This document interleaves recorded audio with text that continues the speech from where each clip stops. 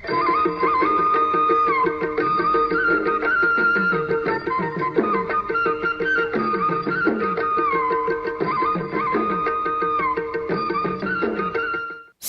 D Kameshwari గారు రచించిన తిరిగి రాని గతం. ఆటో దిగి శ్రీవల్లి లోపలికి అడుగుపెట్టింది. అప్పుడే ఇంట్లోంచి ఏదో శవం వెళ్ళినట్టు ఇల్లంతా నిశ్శబ్దంగా ఉంది. అంతా తలో మూల వాడిన మొహాలతో కూర్చుని ఉన్నారు. మహిమ తండ్రి పేపర్ ముఖానికి అడ్డం పెట్టుకున్నారు. పెద్దన్నయ్య శ్రీధర్ ఓ పుస్తకం, చిన్నన్నయ్య శ్రీకర్ ఓ పుస్తకం పట్టుకుని కూర్చున్నారు. మహిమ ఎక్కడుందో కనపడలేదు. అంకుల్, ఏమైంది? ఎందుకు అంత అర్జెంటుగా రమ్మన్నారు? వల్లి అందర్నీ చూస్తూ ఆరాటంగా అడిగింది. వల్లి గొంతు వినగానే మహిమ తల్లి జానకి, పెద్ద వదిన శశిరేఖ, చిన్న వదిన లత లోపల్నుంచి వచ్చారు. అంతా ఒక్కసారి అది కాదు వల్లి అంటూ ఏదో చెప్పబోయారు. ఉష్, ఉండండి, కూర్చోవల్లి అంటూ రాజారావు గారు అందర్నీ వారించి, ఏం లేదమ్మా, నీకు తెలుసు కదా, ఇవాళ మహిమని చూడ్డానికి సాయంత్రం మీ పినమామగారి అబ్బాయి వస్తున్నాడు కదా, అతన్ని తీరా పెళ్లిచూపులకి పిలిచాక ఇప్పుడు మహిమేమో తనకేం పెళ్లిచూపులొద్దు, ఇప్పుడసలు పెళ్ళే చేసుకోనంటోంది. రంగనాథం గారు మొదలుపెట్టారు. ఉదయం నుంచి గొడవ మొదలుపెట్టింది. తనకి చెప్పకుండా అసలు ఎందుకు పిలవాలని ఎగిరిపడుతోంది. జానకమ్మ మొహం ఎర్రపరుచుకుని ఆవేశంగా అంది. మంచి సంబంధం, పెద్ద చదువులు చదివి 10,000 రూపాయలు తెచ్చుకుంటున్నాడు. అన్నిటికంటే నీ బంధువులు, మంచి కుటుంబం, అబ్బాయి బాగున్నాడు ఫోటోలో, ఇంతకంటే ఇంకేం కావాలే ఆడపిల్లకన్నా? ఇన్నాళ్ళు చదువు అని అంటే సరే అన్నాం, ఇప్పుడింకేం అభ్యంతరం అని పెళ్లిచూపులు ఏర్పాటు చేస్తే ఆవిడ ఆవేశంగా చెప్పుకుపోతోంది. దానికి ముందుగా చెప్పలేదనుకో, ఎలాగో సెలవులకి వస్తోంది, వచ్చాక చెప్పొచ్చని రాయలేదు. ఏది, నిన్ననేగా వచ్చింది. ఉదయం లేచాక సావకాశంగా కూర్చోబెట్టి చెబుదాం అనుకునేసరికి అన్నారు రంగనాథం గారు. పొద్దునే లేవగానే ఇంట్లో హడావిడి చూసింది. ఆ తర్వాత మొదలుపెట్టింది గొడవ. తనకు చెప్పకుండా పిలిచారని, అంచేత తన తప్పు ఏమీ లేదని, ఎంతమాత్రం పెళ్లిచూపులకు కూర్చోనని గొడవ. అంటే అసలు పెళ్లి వద్దంటుందా లేక పెళ్లిచూపులను వద్దంటుందా? అసలు తన అభిప్రాయం ఏమిటట? పెళ్ళే చేసుకోనంటుందా లేక అరేంజ్డ్ మ్యారేజ్ వద్దంటుందా? శ్రీవల్లి మధ్యలో అడిగింది. ఏది సరిగా చెబితే కదా తల్లి, ఇప్పుడు ఈ పెళ్లిచూపులొద్దట, తనింకా పెళ్లి గురించే ఆలోచించలేదట, కొన్నాళ్లు జాబ్ చెయ్యాలట, ఏదేదో అంటోంది. రంగనాథం గారు అన్నారు వాడిన మొహంతో. చూడమ్మా వల్లి, నీవే నీ స్నేహితురాలికి ఎలాగైనా నచ్చచెప్పి ఒప్పించి సాయంత్రం పని జరిగేట్టు చూడు తల్లి, లేకపోతే మా పరువు పోతుంది. నీ బంధువులు కూడాను, దానితో కాస్త మాట్లాడమ్మా వెళ్ళి. ఉండండి అంకుల్, నేను అసలు విషయం ఏమిటో కనుక్కుంటాను, మీరు వర్రీ కాకండి, నేను ఒప్పిస్తానులేండి. ఎక్కడుంది? మేడ మీదుందా? వల్లి లేచింది. ఏం చేస్తావో ఎలా ఒప్పిస్తావో, పరువు కాపాడేటట్టు చూడమ్మా, చేసుకోవడం మానడం తర్వాత ఆలోచిద్దాం, ముందు పెళ్లి చూపులకు కూర్చునేట్టు ఒప్పించు. జానకమ్మ నీదే భారం అన్నట్టుగా అంది. వల్లి మహిమ గదిలోకి వెళ్లేసరికి ముఖం మార్చుకుని కూర్చున్న మహిమ వల్లిని చొరచొరా చూసింది. అందరూ అయ్యారు, నీ ఒక్కదాని మిగిలావనా? ఉపదేశాలు చేయడానికి వచ్చావు? స్నేహితురాల మీద గయ్యమని లేచింది. వల్లి నవ్వి మంచం మీద కూర్చుని, ఏమిటే నీ అలక, దేనికోసం ఈ రాద్ధాంతం? హాస్యంగా మొదలుపెట్టింది. షటప్, పెద్ద తెలివిగా మాట్లాడుతున్నానని అనుకోకు. అన్నీ విన్న నువ్వు నాకేం ప్రేమలు దోమల మీద నమ్మకాలు లేవని తెలిసే అడుగుతావెందుకు? గయ్యమంది.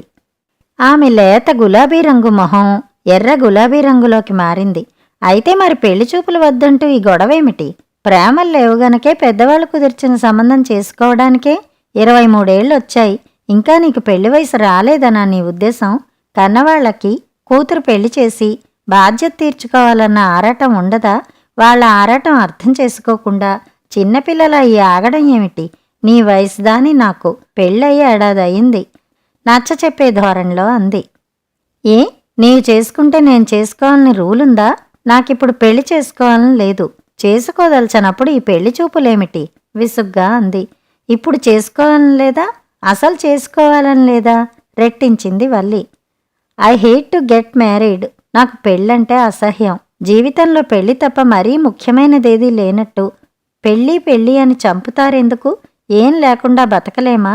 ఏమో, తర్వాత సంగతి ఎలా మారుతుందో నాకు తెలియదు గాని ఇప్పుడు ఎంత మాత్రం పెళ్లి చేసుకోవాలని లేదు. మొహం ఎర్రపరుచుకుని సీరియస్గా అంది. మరేం చెయ్యాలని నీ ఉద్దేశం? ఏం చేయడమే, ఉద్యోగం చేస్తాను. కొన్నాళ్ళు హాయిగా ఫ్రీగా స్వతంత్రంగా లైఫ్ ఎంజాయ్ చేస్తాను. ఇదిగో మహి, చూడు, పెళ్లి చేసుకున్న ఆడవాళ్లంతా అష్ట కష్టాలు పడిపోవడం లేదు. చేసుకోని ఆడవాళ్లంతా సుఖపడుతున్నారని చెప్పలేము. దేనిలో ఉండే ఇబ్బందులు దానిలో ఉన్నాయి. నీలా అందరూ అనుకుంటే 199 మంది ఆడవాళ్ళు మగవాళ్ళు పెళ్ళిళ్ళు ఎందుకు చేసుకుంటారన్నారంటావు? సెక్యూరిటీ కోసమో, చేంజ్ కోసమో, సుఖం కోసమో, పిల్లల కోసమో ఏదో ఒకటి ఆశించే చేసుకుంటున్నారు కదా. పెళ్లి చేసుకోకుండా ఉంటే ప్రాబ్లమ్స్ ఉండవనా? అందరి సంగతి నాకెందుకు? నాకేం ప్రాబ్లమ్స్ ఉంటాయి? చదువుకున్నాను, ఏదో ఉద్యోగం చేస్తూ ఇండిపెండెంట్గా ఉండగలను. నాకేం ఇబ్బందులుంటాయి? ఒకవేళ ఏదన్నా ఇబ్బందులుంటే అప్పుడే ఆలోచించొచ్చు మొండిగా అంది. అవును, ఏ 30కో 40కో ఈ ఒంటరితనం విసుగెత్తి అప్పుడు ముసలమ్మవి అయ్యాక చేసుకుందుగాని. చూడు మహి, ఇప్పుడు ఏదో ఆవేశమో ఆదర్శమో ఏదో అనుకుని ఇలా వచ్చిన మంచి అవకాశాన్ని వదులుకుంటే తర్వాత విచారిస్తావు. ఎందుకంటే ఏ వయసులో జరగాల్సినవో ఆ వయసులో జరగాలంటారు పెద్దవాళ్ళు. నీవెప్పుడో మనసు మార్చుకునే వేళకి టూ లేట్ అవ్వచ్చు. నీ సంగతి అలా ఉంచు. కన్నవాళ్ల సంగతి ఆలోచించావా? వాళ్ళకి వాళ్ళుండగా వాళ్ళ బాధ్యతలు తీర్చుకోవాలని ఉండదా? అబ్బా, నువ్వేమిటి మా అమ్మలా అమ్మమ్మలా మాట్లాడుతూ సాధిస్తున్నావు? ఇప్పుడేం కొంప మునిగిందని గొడవ చేస్తున్నారు? నాకేదో 40 ఏళ్లు రేపో మాపో వచ్చేస్తున్నట్టు రాద్దంతం చేస్తున్నారు. 25 ఏళ్లకి ఇంకా 2 ఏళ్లు తక్కువే నాకు. వల్లి అదోలా నవ్వింది. 40 వచ్చేస్తే ఇంక గొడవెవరు చేస్తారు? చేయడానికేముంటుందప్పుడు? ఎప్పటికయ్యేది ప్రస్తుతం అప్పటికని పెద్దవాళ్ళు ఆరాటపడుతున్నారు. అసలింతకీ నీకు పెళ్లి మీద ఇంత విముఖత ఎందుకొచ్చింది? ఎప్పుడొచ్చింది? కాస్త వ్యంగ్యంగా అడిగింది. ఎందుకొచ్చిందంటే సరైన జవాబు మహిమ దగ్గర లేదు. చిన్నప్పట్నుంచి కాస్త జ్ఞానం వచ్చిన దగ్గర్నుంచి, అంటే 10 ఏళ్లు దాటిన దగ్గర్నుంచి పెళ్ళి, మొగుడు పెళ్ళాల సంబంధం అంటే అదో రకం ఏవగింపు, జుగుప్స, భయం లాంటిది మనసులో చోటు చేసుకుంది. అంతేకాక ఇంట్లో పని మనిషి వారానికో రోజు ఏడుస్తూ వచ్చేది. మొగుడైతే అలా కొడతాడా? కొట్టే ఎందుకు ఊరుకుంటుందది? ఆ చిన్న వయసులో ఎన్నో సందేహాలు. పోనీ అప్పి అంటే సరే, పక్కింటి వరలక్ష్మమ్మగారు తల్లి దగ్గర అన్నీ చెప్పుకుని ఏడ్చేది. చిన్నప్పుడు అత్తగారి చేతిలో వాతలు, మొగుడి చేతిలో దెబ్బలు, పెద్దయ్యాక కొడుకుల చేతిలో చివాట్లు, అవమానాలు భరిస్తూ రోజంతా పడి వంటింట్లో చాకిరీ చేసిన కోడళ్ల దెప్పుళ్ళు అన్నీ వింటూ ఆడదాని జీవితం అంతా అలా మగాళ్ల కింద నికృష్టంగా బతకడమా అనిపించేది.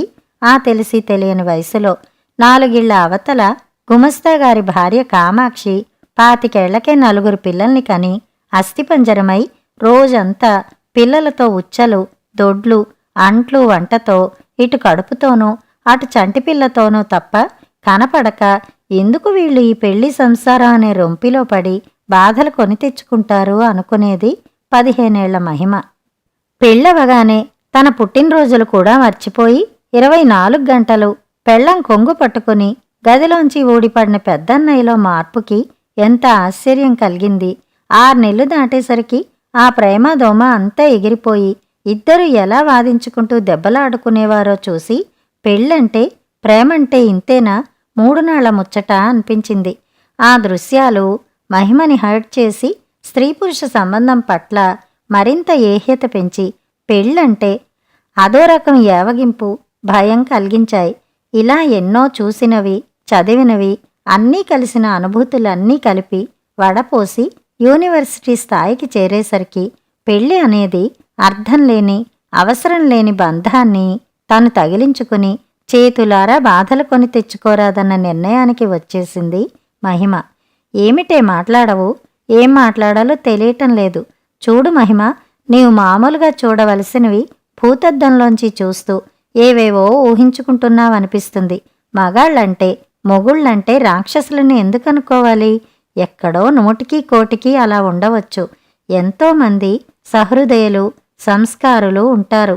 అందులో ఈ రోజుల్లో అంతా చదువుకున్నవాళ్లు తమతో సరిగా చదువుకుని ఉద్యోగాలు చేస్తున్న భార్యల్ని నీవు అనుకున్నట్టు ఇల్ట్రీట్ చేయటం లేదు. చూస్తున్నాం. రోజు పేపర్ తెరిస్తే వరకట్నం చావులు, పెళ్ళాన్ని కాల్చుకు తినే మొగుళ్ల కథలు, సంసార బాధలు భరించలేక ఆత్మహత్యలు చేసుకుంటున్న ఆడవాళ్లు, రేపులు చేసి చంపేసే కథలు. ఆడదాని బతుకు మారిపోయిందని మనల్ని మనం నమ్మించుకుని ఆత్మవంచన చేసుకుంటున్నాం వ్యంగ్యంగా అంది. చూడు మహి, దేశంలో 80 కోట్ల ప్రజలుంటే పేపర్లలో, వార్తల్లో వచ్చే వార్తల్లో చావులు, రేపులు 10-15 ఉంటుంటాయి. అంటే ఎక్కడో ఏదో 1-6 సంఘటనలు పేపర్లో వచ్చినంత మాత్రాన అదే అందరిళ్లలో జరిగే సంఘటనలని ఎలా అంటావు?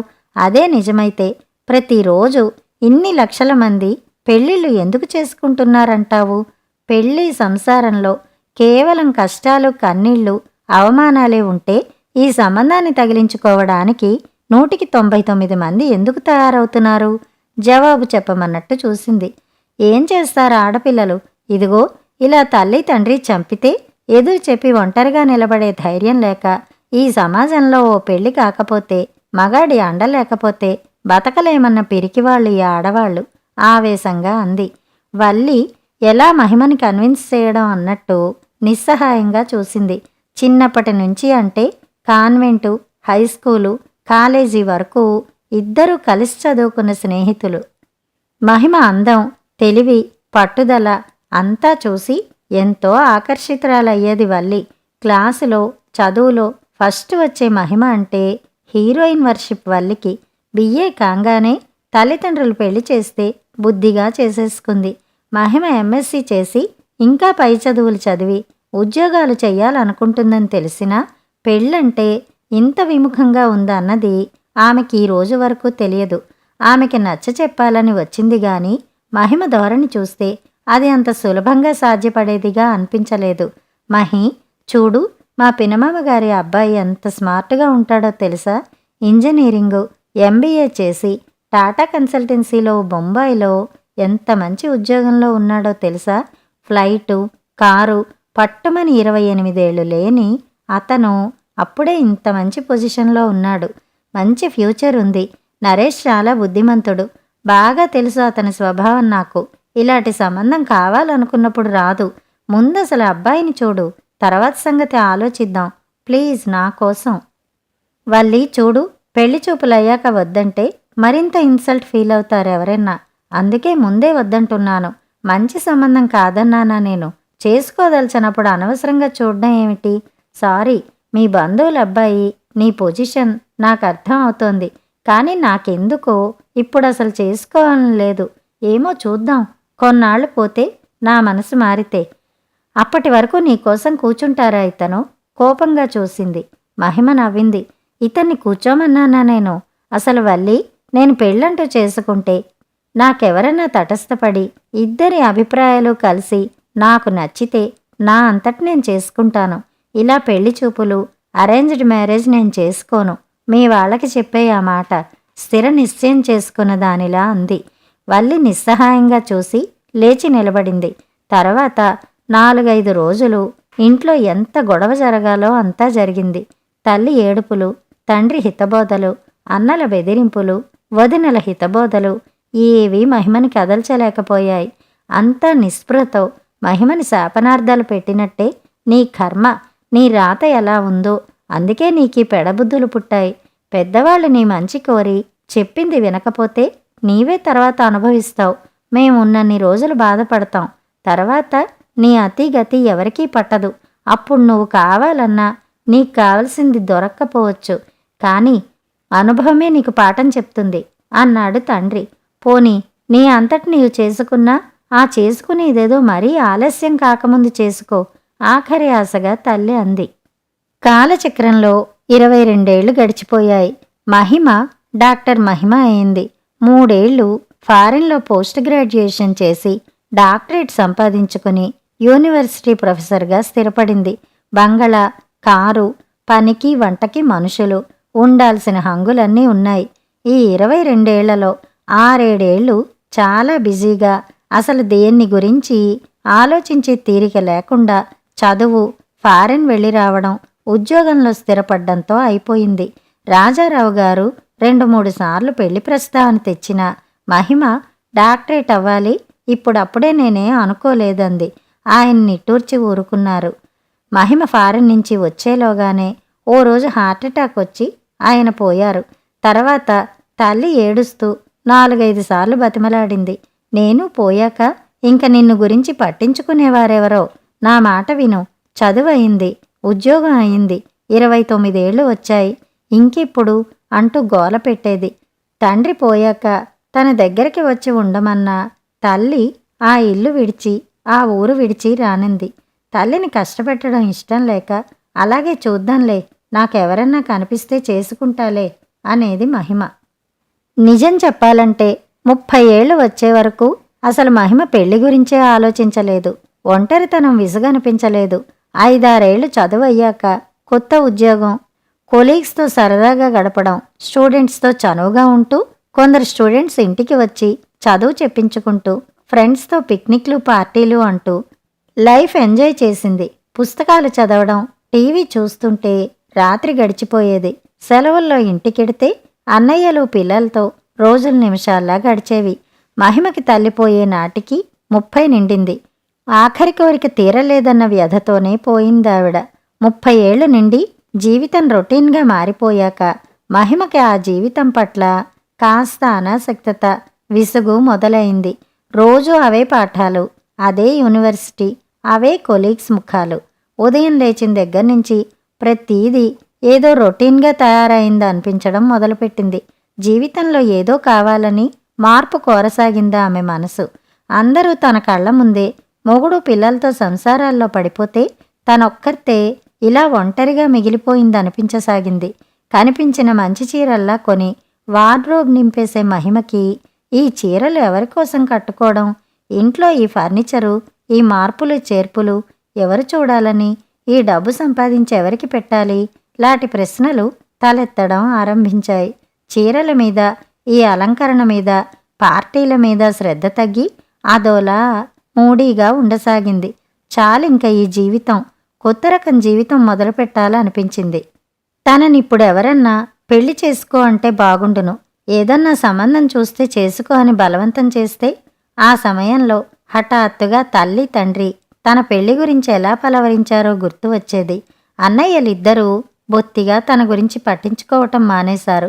తల్లి ఉండగా సెలవులకు వెళ్ళేది. ఇప్పుడు అసలు రా అని కూడా ఎవరూ అనడం లేదు. తనంతట తాను నేను పెళ్లి చేసుకుంటాను, సంబంధాలు చూడండి అని ఎలా చెప్పడం, ఎవరికి చెప్పడం అనిపించేది. ఇప్పటి వరకు ఏ పురుషుడు ఆమెను అట్రాక్ట్ చేయలేదు. యూనివర్సిటీలో కొలీగ్స్ అంతా పెళ్ళైన వాళ్ళు, ముసలి భావాలు, సంసార జంజాటాల్లో ఇరుక్కుపోయిన వాళ్ళు తప్ప స్మార్ట్గా చలాగ్గా ఉండే మగవాడే ఆమెకి పరిచయం కాలేదు. అలా అనేకంటే ఆమె పరిచయం చేసుకోలేదు. ఒకరిద్దరు ప్రొఫెసర్లు మహిమ పెళ్లి కానిదని కాస్త చొరవ తీసుకోవడానికి ప్రయత్నించి ఆకర్షించాలని ప్రయత్నం చేసినా మహిమ అలాంటందరినీ దూరంగానే ఉంచేది. జీవితం అంటే యూనివర్సిటీ పాఠాలు మాత్రమే కాదు, ఇంకేదో కావాలి అనిపించే వేళకి 34 నిండాయి. ఆ టైంలో ఓసారి వల్లి పుట్టింటికి వచ్చింది. 2 టీనేజ్ పిల్లలతో పక్కా ఇల్లాలైపోయింది. అక్కడికి మహిమ వెళ్ళేసరికి వల్లి పినమామగారి కొడుకు నరేష్ అంటే మహిమ కోసం చూసిన అతను భార్యతో సహా ఒక్క క్షణం అచేతనంగా నిలబడిపోయింది. వల్లి పరిచయం చేస్తుంటే ఇతన్నా తను వద్దంది. ఎంత స్మార్ట్గా, ఎంత హుందాగా ఉన్నాడు, అతని భార్య అయితే ఎంత బాగుంది. ఇద్దరినీ చూస్తే, వాళ్ళ జోక్సు మాటలు వింటుంటే మేడ్ ఫర్ ఈచ్ అదర్ అంటే ఇదేనేమో అనిపించింది. పిల్లలిద్దరూ కడిగిన ముత్యాల్లా ఉన్నారు. ఆ ముచ్చటైన దంపతుల్ని, సంసారాన్ని చూస్తే తనది కావలసిన దాన్ని చేతులారా వదులుకుంది అన్న భావం ముల్లులా మనసును తాకింది. పెళ్ళి అంటే నరకంలోకి అడుగు పెట్టడం మాత్రమే కాదు, అదృష్టం బాగుంటే స్వర్గంలోనూ ఉండొచ్చు అనిపించింది. ఒకసారి అతన్ని తను చూసి ఉంటే ఎంత బావుండేది.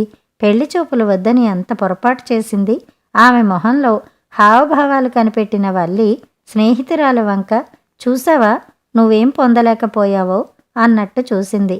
ఇద్దరు స్నేహితురాళ్ళు డాబా మీద కూర్చుండగా ఇప్పటికన్నా పెళ్లి కావాలనిపిస్తుందా లేదా అడిగింది వల్లి. తల ఆడించింది. అది వద్దనో కావాలనో మహిమకే తెలియదు. స్నేహితురాల్ని చూసి నిట్టూర్చింది వల్లి. అందంగా ఉండే మిసమిసలాడే ఆ రంగు వన్నె తగ్గడం ఆరంభించింది. మొహంలో ఆ కళ, నునుపు తగ్గిపోయాయి. కళ్ళ కింద నల్లచారలు వచ్చాయి. మొహంలో గ్లో పోయింది. లైఫ్ బోర్ కొట్టడం లేదు? ఒక్కరితివి ఒంటరితనం ఫీల్ అవ్వడం లేదు? మహిమ తలదించుకుంది. గొంతులో ఏదో అడ్డుపడ్డట్టు గుటక వేసింది. చేసుకో Mahi, before it is too late. జీవితంలో ప్రతి మనిషికి మార్పు ఉండాలి. ప్రతి దశలో మనిషికి మార్పు లేకపోతే పిచ్చెత్తుతుంది. పసితనంలో ఆటపాటలు, చిన్నప్పుడు చదువు సంధ్యలు, యవ్వనంలో పెళ్ళి, ఆ తర్వాత పిల్లలు, సంసారం, ఇంకా పెద్దయ్యాక మనవలు. ఇలా ప్రతి స్టేజ్లో జీవితంలో కొంత అనుభవాలు, అనుభూతులు కావాలి మనిషికి. ప్రతి స్టేజిలో మనిషికి ఓ తోడుండాలి.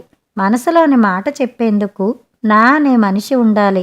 జీవితం నడిచే రైలు బండిలా ఉంటేనే ఓ గమ్యం చేరాలన్న ఆరాటంతో ప్రయాణంలోని అన్ని ఇబ్బందులు సహించగలడు మనిషి. ఎంత రద్దీ, చెమట, చీదరా ఉన్నా రైలు కదులుతున్నంతసేపు మనిషి సర్దుకుపోతాడు. అదే రైలు ఆగిపోతే ఎంత అసహజంగా, ఎంత ఇబ్బందిగా ఉంటుంది మనకు. రైలు కదలాలి.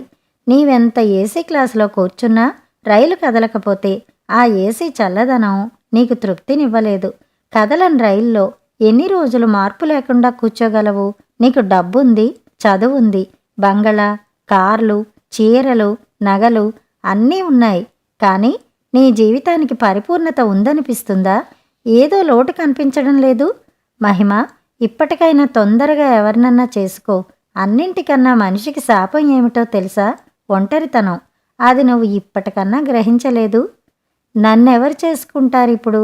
వినిపించి వినిపించనట్లుంది. ఇన్నేళ్లలో నీకు నచ్చిన మగాడే కనిపించలేదా? పర్వాలేదు, ఈ వయసుకు సరిపోయిన వాళ్ళుంటారు. పోనీ పేపర్లో వెయ్యి. వల్లి సలహా. ఇంటికి వెళ్ళాక ఎందుకో ఏదో దిగులు, గుండెల్ని మెలిపెట్టినట్టు ఇబ్బంది. మహిమకి ఎందుకో అకారణంగా కళ్ళనీళ్లు వచ్చాయి. ఇప్పుడు మహిమకి 43 నిండాయి. మహిమ పెళ్లి ప్రయత్నాలు ఏమీ ఫలించలేదు. పేపర్లలో 2-3 సార్లు అడ్వర్టైజ్మెంట్ చేసింది. చాలానే వచ్చాయి సంబంధాలు. జవాబులు చాలా వరకు రెండో పెళ్లివాళ్ళు, డైవర్సులు కొంతమంది. చదువు, సంపాదన తనతో ఎందులోనూ తూగనివారు. అందులో కాస్త నచ్చినవి 2-3. ముగ్గురిని పిలిచింది ఇంటర్వ్యూకి. ఒక అతను ఎండిపోయి కట్టెపేడులా ఉండి ఉన్న అరగంటలో 6 సిగరెట్లు కాల్చాడు. ఇంకోడు బట్టతల, బాణపొట్ట, కళ్ళెర్రగా తాగిన వాడిలా ఉన్న 5 నిమిషాల సేపు మహిమని చూపులతో తినేశాడు. మహిమకి అందర్నీ చూస్తే కంపరం ఎత్తింది. ఇన్నాళ్ళు ఉండి ఇలాంటి వాళ్ళనా చేసుకునేది? పిల్లలున్నవాళ్ళని, డైవర్సుల్ని అసలు పిలవలేదు. 50 ఏళ్ల వాళ్ళు కాకపోతే 25 ఏళ్ల బాలాకుమార్లు ఎవరొస్తారు తనకి? ఇప్పుడు విరక్తిగా, వేదనగా అనుకుంది. పెళ్లి ప్రయత్నాలు ఆ విధంగా బెడిసి కొట్టాక మళ్ళీ ఏ ప్రయత్నమూ చేయలేదు మహిమ. 45 ఏళ్ల మహిమ జుట్టు తెల్లబడుతోంది. కళ్ళజోడు వచ్చింది. ఒళ్ళొస్తోంది. అచ్చం ప్రొఫెసర్ అమ్మలా కనిపిస్తుంది ఇప్పుడు. ఇంట్లో కాలక్షేపానికి అన్న కూతుర్ని యూనివర్సిటీలో తన దగ్గర చదివిస్తానని తెచ్చిపెట్టుకుంది పల్లవిని. అప్పటినుంచి కాస్త కాలక్షేపం అవుతోంది. అన్నగారు పెళ్లి పెటాకులు వద్దన్న మహిమ దగ్గర కూతుర్ని ఉంచడానికి చాలా సందేహించాడు. ఉన్న చోట సీటు దొరక్క ఆఖరికి ఒప్పుకోక తప్పలేదు. ఆ రోజు అన్నగారు ఆ ఊర్లో పల్లవికి ఏదో మంచి సంబంధం ఉందంటే మాట్లాడ్డానికి వచ్చాడు. ఇప్పుడా? నా పరీక్షలు అయితే గాని నేనేం చేసుకోను. ఇప్పుడేం సంబంధాలు చూడొద్దు. చూసి నన్ను ప్రాణం తీయకండి, ముందే చెబుతున్నాను అంది పల్లవి.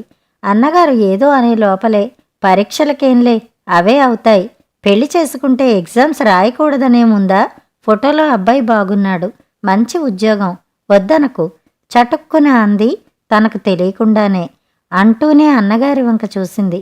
అన్నగారి మొహంలో ఆశ్చర్యం చూసి చటుక్కున చూపు మరల్చుకుని, అదేదో తమాషాకే అన్నట్టు, ఇదిగో పల్లవి, నీవిలా అన్నావంటే నీకేదో నేను నేర్పి పెట్టాన్ని మా అన్న అనుకుంటారు అంది నవ్వుతూ. అన్నగారి మొహంలో, కళ్ళలో కనిపించిన భావాలకి తప్పు చేసిన దానిలా తలదించుకుంది. రాత్రి ఆరుబయట కుర్చీలో కూర్చుంటే ట్రాన్సిస్టర్లోంచి పాట. మనసున మనసై, బతుకున బతుకై, తోడొకరుండినా అదే భాగ్యము, అదే భాగ్యము. మనసుని కుదిపే పాట. మనసున మనసై కాకపోయినా బతుకులో తోడొకరుండాలన్నది ఎంత నిజం. ఆ తోడు కోసమేనా ఎన్ని ఇబ్బందులు, కష్టాలు, కన్నీళ్లు భరిస్తూ జనం బంధానికి కట్టుపడతారన్నది ఎంత నిజం. ఆ సత్యం ఎంత ఆలస్యంగా అర్థమైంది తనకి. ఒక్కసారి కాలాన్ని వాచీలా వెనక్కి తిప్పగలిగితే. కథ సమాప్తం.